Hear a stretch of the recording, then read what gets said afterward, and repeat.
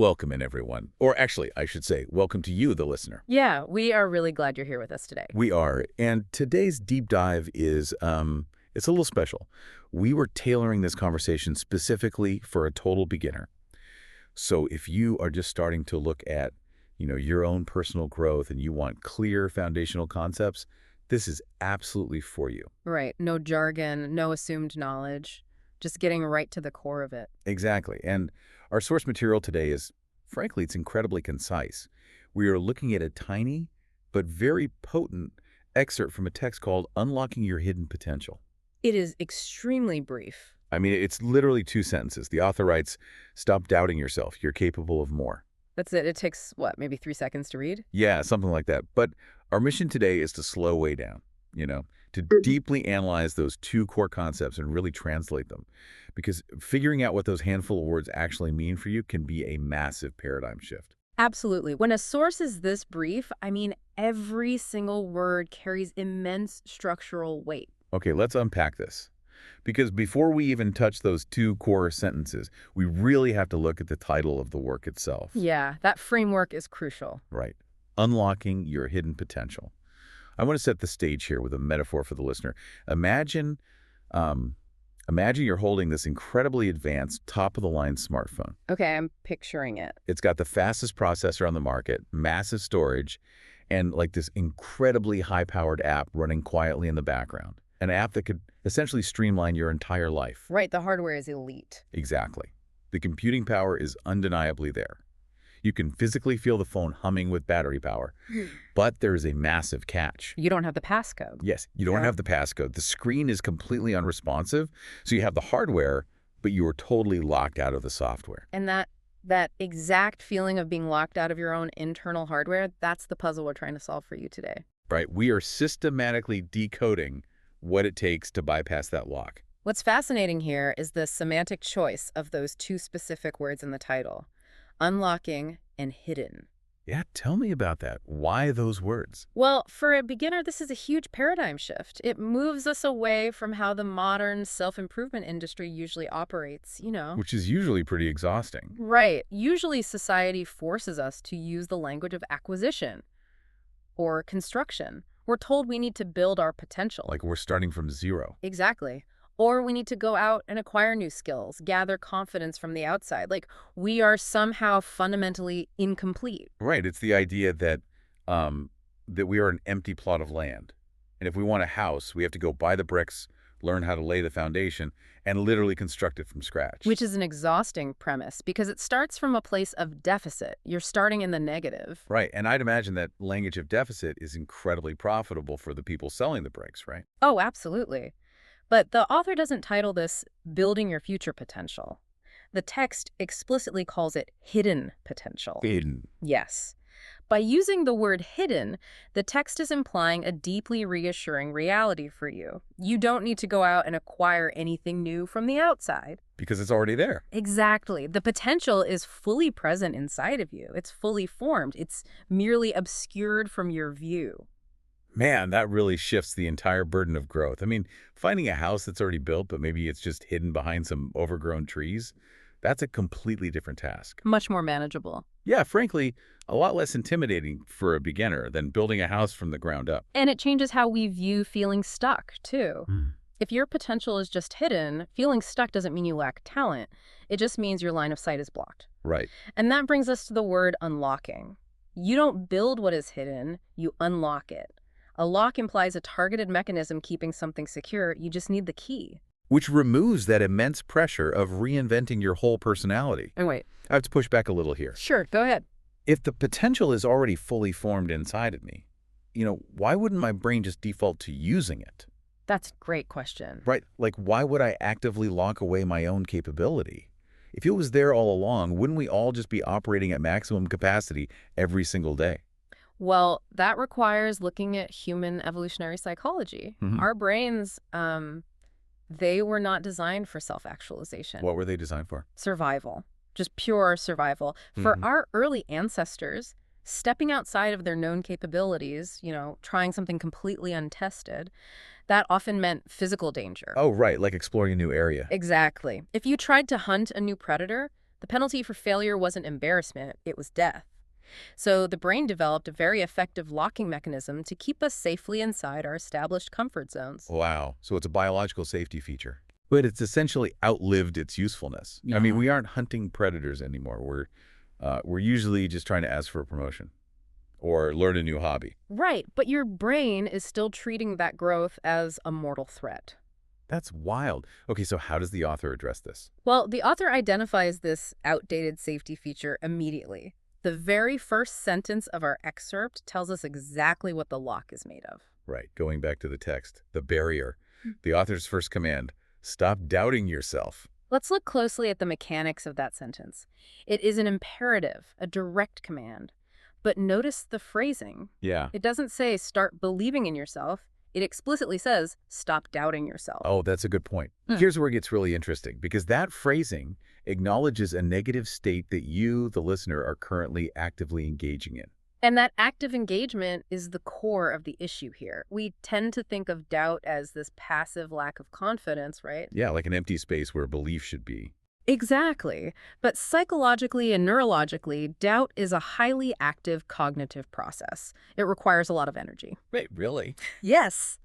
When you doubt yourself, your brain's default mode network, which handles rumination and self-referential thought, is working in overdrive. So it's not just a passive absence of belief. It's an active, ongoing interference. You're continuously constructing a negative narrative. You're questioning your validity, analyzing past mistakes, predicting future failures. It's a massive drain on your psychological bandwidth. Okay, so going back to our smartphone analogy, doubt isn't just a dead battery. No, not at all. Doubt is an intensive battery-draining app that you have left running in the background. The battery is fine, the phone is capable, but this one process of rumination is sucking up 90% of your CPU. Precisely. Which leaves you with almost zero processing power for actual growth or creativity or, problem solving. Wow. So what does this all mean for the listener? Like on a Tuesday morning when they're feeling overwhelmed? It means step one of your journey isn't about doing more. Ironically, it's about doing less. Yes. You don't have to wake up tomorrow and suddenly force yourself to be the most confident person in your industry. You just have to catch yourself in the act of doubting and hit the pause button. Force close the app. Exactly.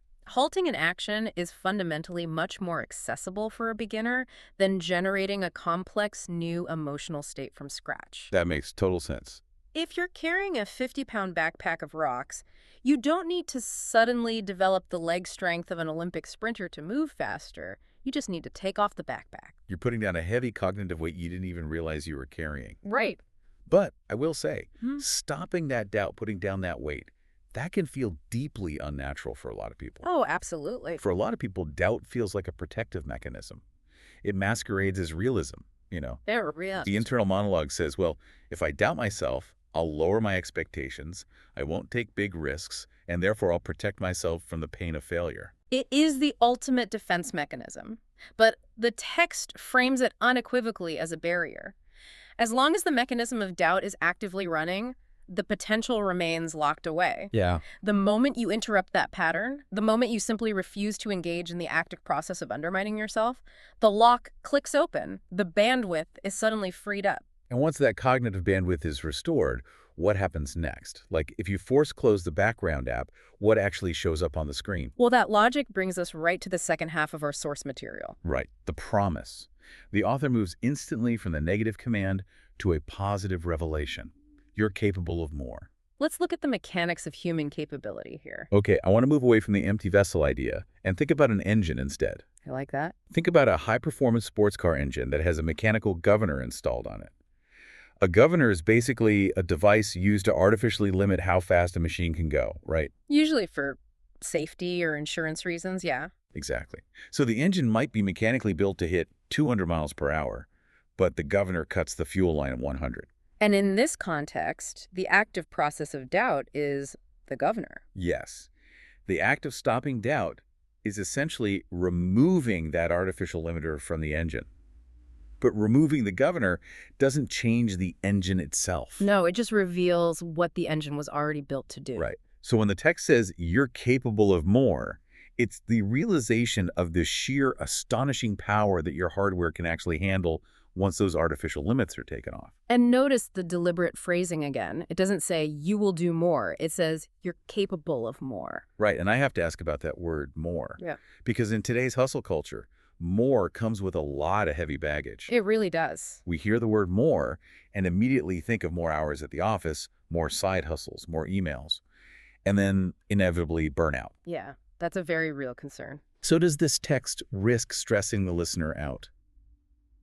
By telling someone they are capable of more, do we run the risk of making them feel like their current efforts just aren't adequate? If we connect this to the bigger picture, the anxiety around the word more is a symptom of how modern society has weaponized productivity. Weaponized it, yeah.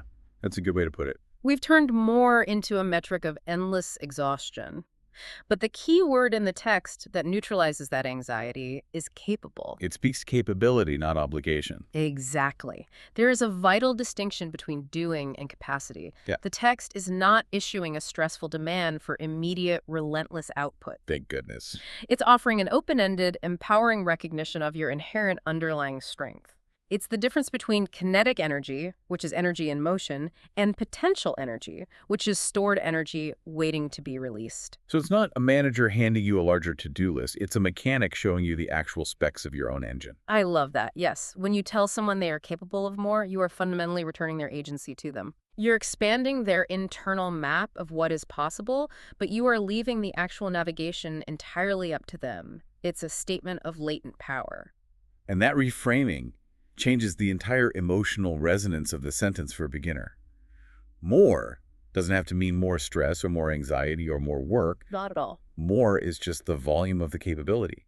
It leaves the definition of more entirely up to you. Which raises an important question for the individual listener. What does your more actually look like? Because it isn't a one-size-fits-all metric. Right. For one person, being capable of more might mean being capable of setting firmer boundaries. It might mean being capable of experiencing more peace and less daily anxiety. Or capable of more authentic relationships, capable of taking more creative risks without that constant fear of judgment. Exactly. The author purposefully leaves the word more undefined because it's a blank canvas. It depends entirely on what was previously locked away. Right, is highly customized to whatever was obscured by your specific brand of doubt. Yeah, if your doubt constantly told you that you weren't analytically minded enough to learn a complex new skill, then your more is intellectual expansion.